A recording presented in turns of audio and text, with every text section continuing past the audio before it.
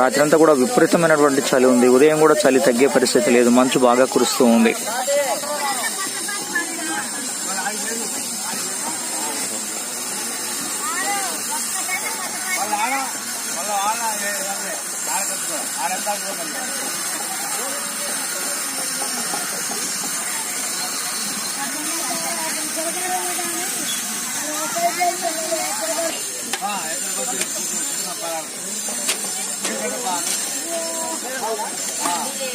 స్వామి సన్నిధానంలో నిత్యం కూడా భక్తులకు ఏదో ఒక రకమైన పలహారాలు తయారు చేస్తూ ప్రతి నిత్యం కూడా పలహారాలు పెడుతూ ఉంటారు ఇక్కడ.